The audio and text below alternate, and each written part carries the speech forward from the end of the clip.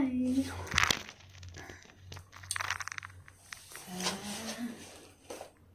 Hi everyone, welcome to another YouTube video by me, Babysitting the Student. I hope all of you are well. Just a quick reminder, if you aren't subscribed, please do, and like, comment, share, keep my notifications on, and follow my socials for more in-between content.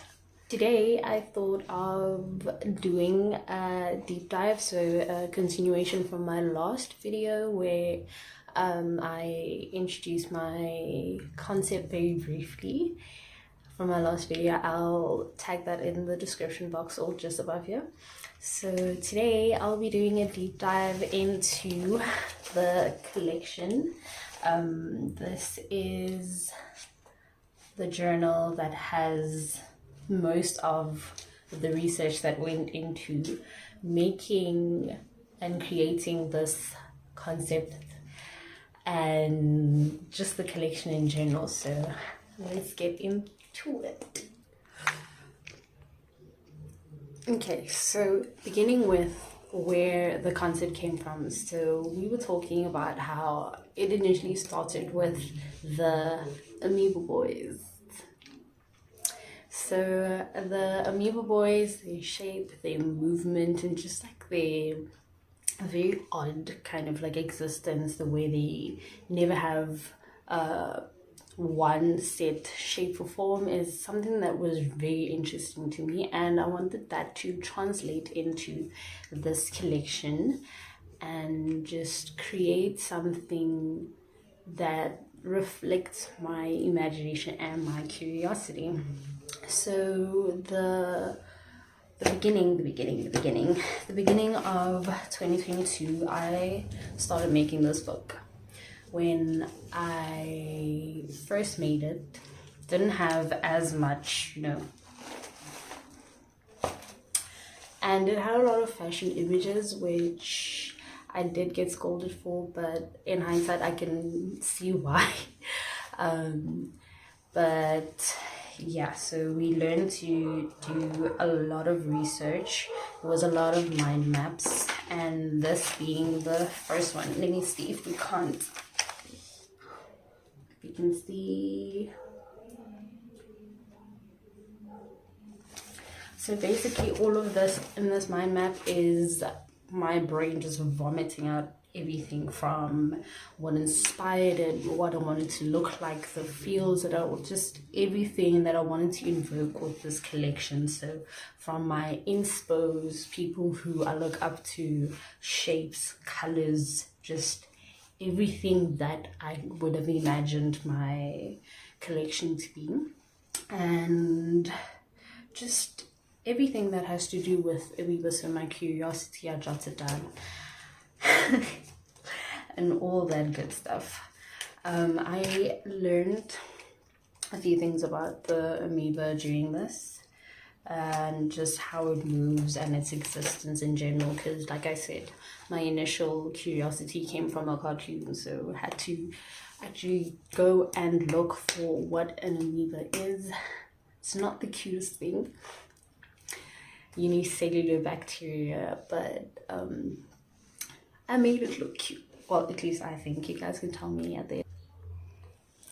When it comes to conceptualizing something, an idea, I usually have a problem with spreading it out too much, so just dissecting it a little bit too much, to the point where there's so many different ways to present the idea that I have, and then I can't decide on which one is the best one. And that's my problem. So normally from like a mind map, there's like 6 or 7 different ways I can like show something, express something, and then I be indecisive.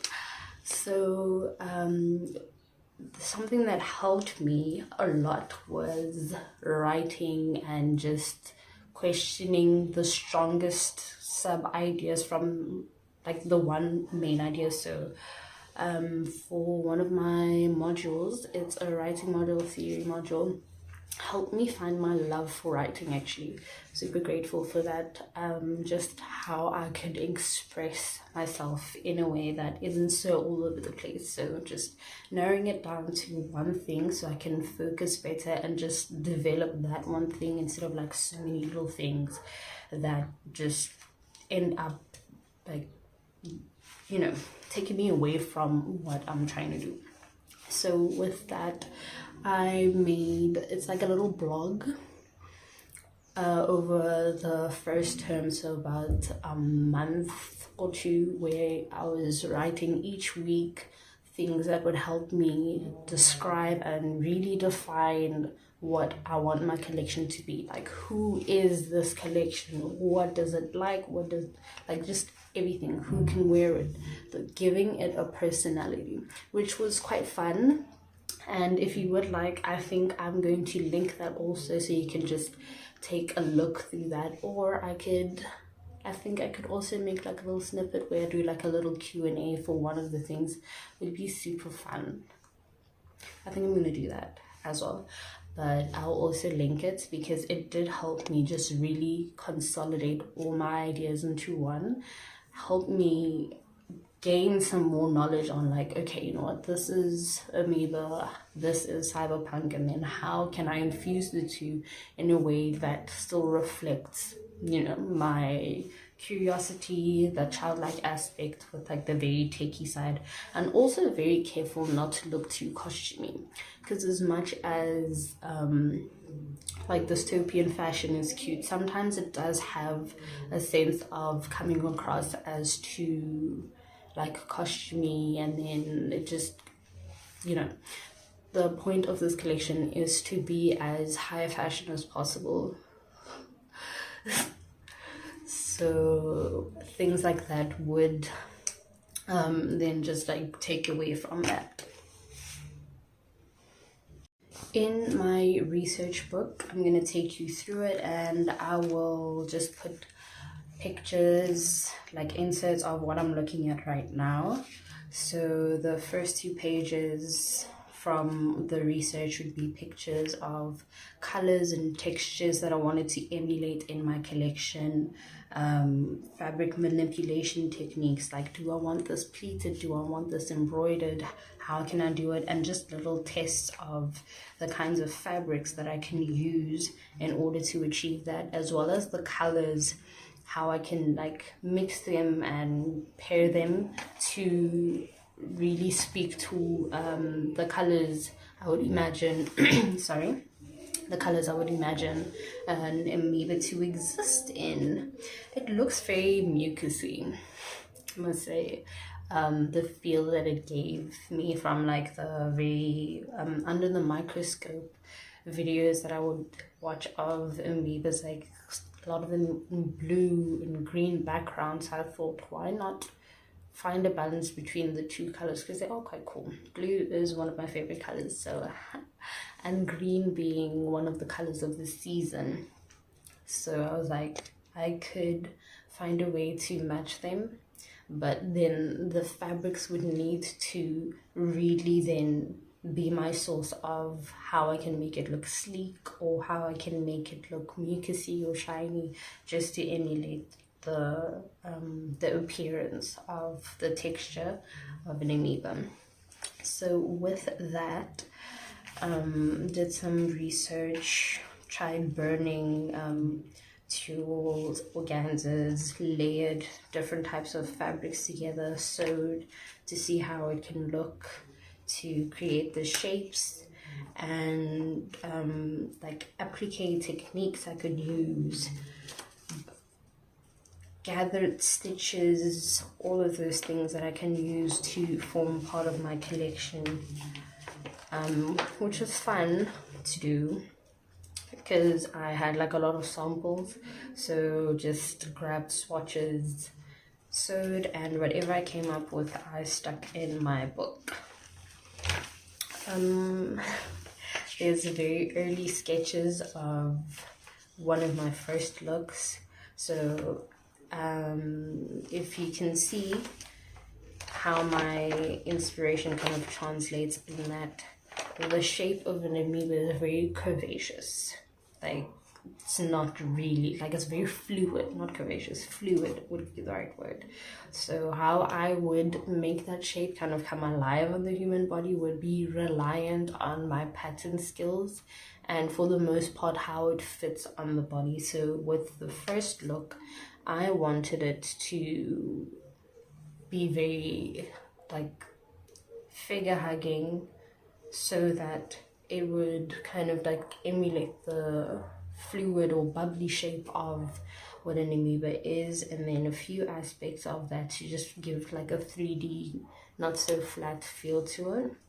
And because of how transparent and very mucousy the organism is, the microorganism is, I thought it would be nice to have a touch of just transparency with my fabrication.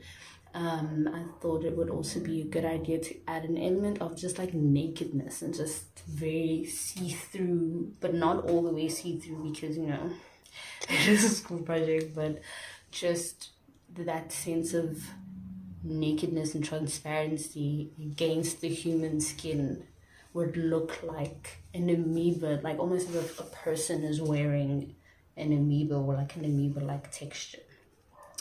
I explored appliques as well because with the fabrics that I chose, I still wanted to kind of preserve the privacy of whoever would be wearing my collection. So I was like, well, if then this is the look, then maybe some appliques and stuff would kind of just elevate it and draw attention to what is behind it. And also just as an adornment, because I didn't want it to be too basic. Then we have a sample from my second look. It's a fabric sample, so the second look had a lot of frills on, and this is kind of me exploring the techniques I could use. So we see elastic paired with organza on tie silk and tulle, and then here's one on like still stretchy material. It's called stretch taffeta, a very nice blue color. I broke some rules for that one, but totally worth it for the final look. So exploring look 2, I wanted this one to have a bit more of a tech aspect to it. So instead of doing the same thing that I did with look 1, I wanted a very paneled look, very complex looking, which admittedly is one of my favorite looks because of how it just wasn't as problematic as look 1, but we'll get into that one. So with look 2, look 2 is my male look, the only one out of the 4. So I wanted it to still exude the amoeba influence, but contain more of the cyberpunk kind of aspects to it. So I explored the frills, and with the sketch I knew exactly what I wanted it to look like. I wanted to make a man corset, but because of the materials that I wanted to choose for it, I ended up with a corset-like top, which is something I'm very happy about, because when I have a model in it, it kind of just fills it up and stretches it to look as if it's fitted like a corset. And the pants, the story about the pants. So along the first term after my research, I had a project that I did with one of my friends, a pattern project where we were doing complex patterns, exploring complex patterns that would hopefully make their way into our collection. So there was this tunnel pocket, what is it called, an Autoshiana. think it's Japanese.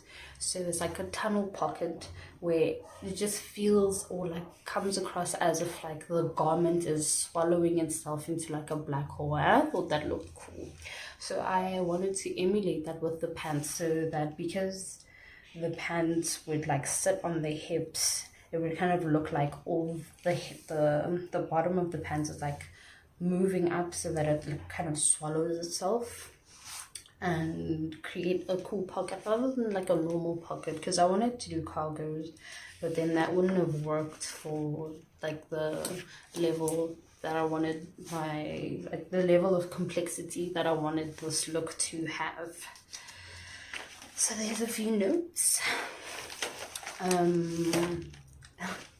My inconsistency, so I don't have super rough sketches of look 3 and 4, but rather from like my first lineup. So we have 1, 2, and then 3. I wasn't sure what the rest of my collection was going to look like after the second look.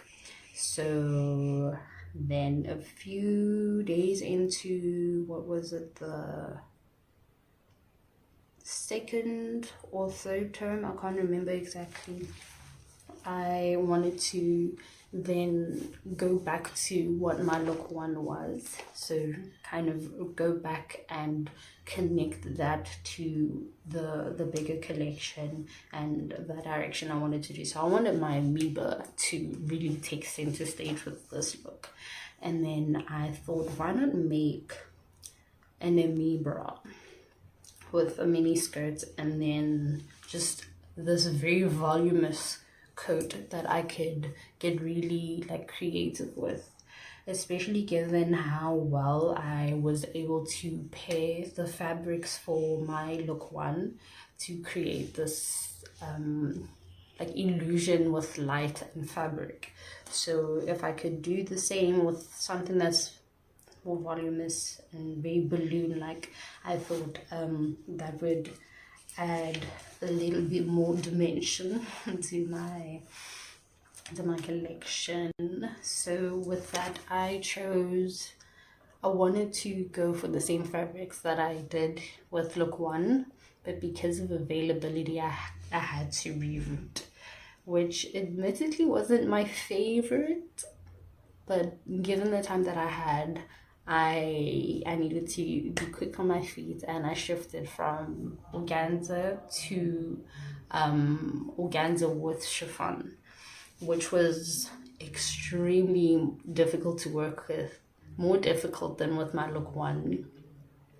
So life lesson, check that. So with the skirt, I wanted something that could stretch the same as with my look 2. So I thought, why not make something that can sit on the hips, and that way the hips kind of like fill the skirt out but have an amoeba visible. So I made a chiffon and organza amoeba as like part of the wrap skirt, so it looks like the amoeba is kind of attaching itself onto the person who's wearing it. Then an amoeba, the story of the amoeba is actually kind of funny. So it was one of there's this like, creative subject that we did where we were playing around with felt, and I cut out amoeba like shapes and punched holes into the felt, tied it up and put it on a mannequin, and I called it the amoeba because it looked like 2 amoebas like attaching themselves onto like the boobies. So then I did that, and I think I'll tag a picture up. I thought it looked very fun and like very cool. It's like, well, why not just have these 2 things here? Very daring. I didn't think of who was gonna wear it, but I just thought this was gonna look nice. This was gonna like just see how I can just intensify, like put more pressure on like the concept I was making.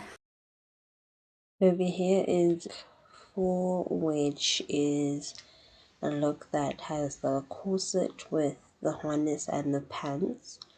It changed quite a bit in terms of how I wanted it to look, and it kind of encompasses all the parts of the collection together. So as you can see over here, the gloves that I made, I ended up not doing because they just didn't feel like they fit as part of the look.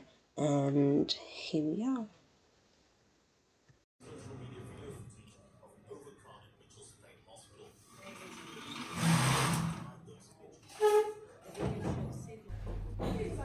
Okay.